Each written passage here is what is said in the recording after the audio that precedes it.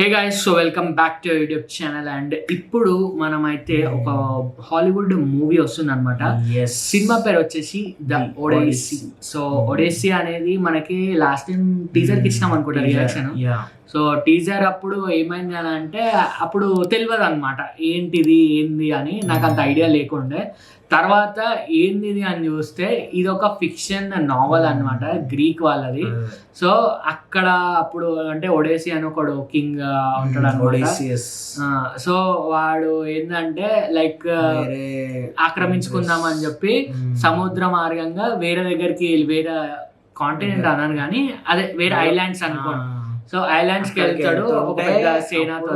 వేరే వాళ్ళు వచ్చి ఈయన దగ్గర ఈయన రాజ్యంలో ఏదో ఉంటది, దాంట్లో ఆ క్యారెక్టర్ ఇప్పుడు మన రాబర్ట్ ప్యాటిన్సన్ చెప్పేది. అక్కడ ఏమైతుంది అంటే వీళ్ళు వెళ్ళి ఒక వేరే ఐలాండ్ అక్కడ అంటే ఇప్పుడు యూరోప్ లో కాంటినెంట్స్ కంట్రీస్ ఎట్లుంటాయి అంటే ఇట్లా యూ షేప్ లో ఉంటాయి. ఇక్కడ నుంచి ఇక్కడికి అక్కడ సముద్ర మార్గంగా మొత్తం తిరిగి ఒక్కొక్క ఐలాండ్ రాజ్యం చేద్దామని ప్లాన్ ఉంటుంది అనమాట.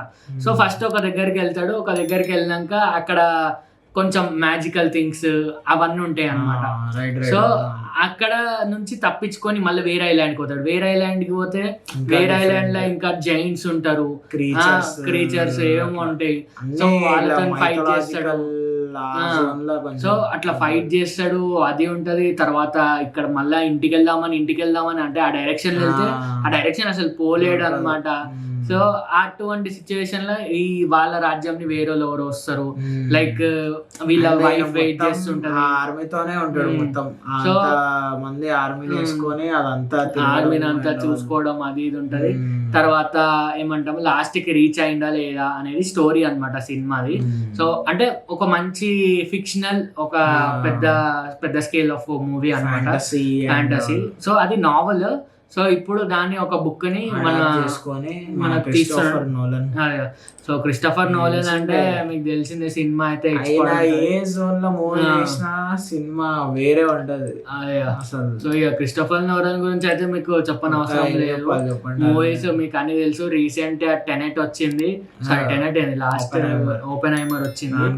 సో టెనెట్ దాని తర్వాత అన్ని ఇక మీరు అక్కడ డైరెక్టర్స్ మీరు చూడండి, ఇట్లా మూవీ అయిపోగానే మూవీ స్టార్ట్ చేసేస్తారు. అంటే అక్కడ బడ్జెట్ అట్లుంటది, పైసలు అట్లుంటది, వర్కింగ్ అట్లుంటది కదా. ఇప్పుడు అంత పెద్ద డైరెక్టర్ కూడా ఎవ్రీ 2-3 years కి ఒక సినిమా వచ్చేలా చూసుకుంటాడు.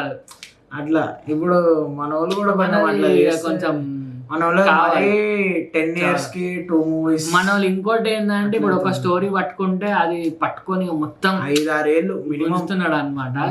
అక్కడ ఏమైపోతుంది, అక్కడ ఏంటంటే వాళ్ళకి ఒక మంచి ప్యాటర్న్, ఒక సిస్టమాటిక్ ఉంటారు.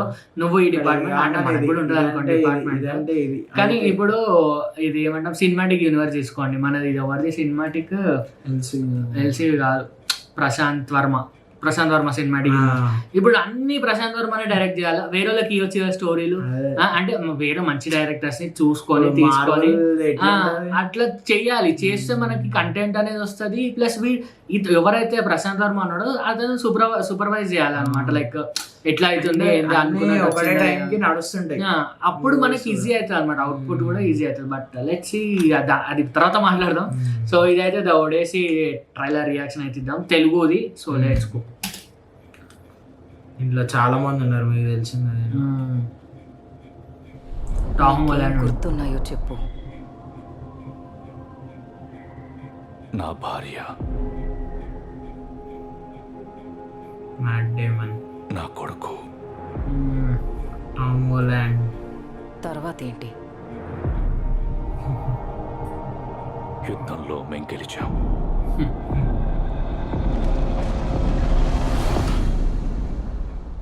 నేను ఇంటికి వెళ్ళాలి. క్రిస్టోఫర్ నోలన్ ఒక యజమాని కోసం ఎదురు చూస్తున్న ఇల్లిదే. Robert Pattinson. నువ్వు నన్ను ఎంచుకుంటే బాగుంటుంది. యానా హాత్వే.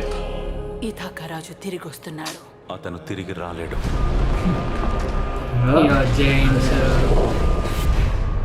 అన్ని ఆయన ఏం చేస్తాడు ఆలోచించి ఇంట్లో అడుగు పెట్టాక ఇంతమంది ప్రేమికుల్ని ఇక్కడ చూశాడంటే ఎవరో కూడా తెలియని తండ్రి కోసం నువ్వు ఆశలు పెంచుకుంటున్నావు. పిచ్చివాడిలా ఏడుస్తూ బాధపడుతున్నావు. నీ కొడుకుని నీ అన్ని భార్య years ఎవరు అయింది. చూసుకుంటున్నారు? నువ్వు చూస్తున్నావా? మా నాన్న ఇంటికి వస్తున్నాడు. ప్రతీకారం కోసం వస్తున్నాడా? అన్నీ తీసుకొస్తున్నాను. ముందుకు సాగండి. అసలు ఈ క్యారెక్టర్స్ ఏంటో తెలియదు. జూలై 17 ఇవే అన్ని డిఫరెంట్ సెట్ వాడి మనుషులందరూ కూడా చావాలి. ఇప్పటికీ వాళ్ళని కాపాడగలను. నీ తలరాతను నువ్వే మార్చుకోగలిగే వ్యక్తివి నువ్వు. కానీ నువ్వు దీన్ని మాత్రం మార్చలేవు. ఆ ప్రపంచం అంతమైంది. నాకు నా ఇంటికి మధ్య స్కేల్ ఎవరూ కూడా అసలు నిలవలేరు. చివరిగా దేవుడితో సహా. చేయండి. అసలు ఏం చూపిస్తాడో ఏమో చూడాలి. అసలు మన ట్రైలర్లో అంతా చూపిస్తలేడు. కావాలని పెడుతున్నారు. అది నిద్రపోతున్నట్లుంది. చేతి చూసి రైతు మనకి ట్రైలర్లు అసలు ఏం చూపించలేదు. నాకు కావాలనే అర్థమైంది. అంటే జస్ట్ ఇట్లా టిప్ ఇట్లా టచ్ చేసి అంటే ఇది చూడండి ఎట్లుందంటే మన తెలుగు సినిమాల బడ్జెట్ లేకపోతే ఇట్లా కవర్ చేసేస్తారు చూడండి. అట్లా అంటే ట్రైలర్ అట్లుంది. మరి సినిమాలో కూడా అట్లానే ఉంటుంది. కానీ సినిమాలో చూడాలి. బట్ అదే మొత్తం హైడ్ చేసిండు చాలా వరకు. అండ్ అదే ఇది వార్ మూవీనే, వార్ ఫ్యాంటసీ అండ్ అన్ని ఉంటాయి. కాకపోతే అంటే మెయిన్ ఫ్యాంటసీ ఎందుకంటే ఆ స్టోరీ ఎట్లా చూపించిండు అంటే లైక్ స్టోరీ పెద్దదే. ఆ స్టార్ట్ స్టోరీ అయ్యి కాంపాక్ట్ మొత్తం అసలు రిటర్న్ రావడం వచ్చే వరకు ఎట్లా అయింది అని అసలు ఎట్లా చూపించిండు అనేది చూడాలి ఫస్ట్.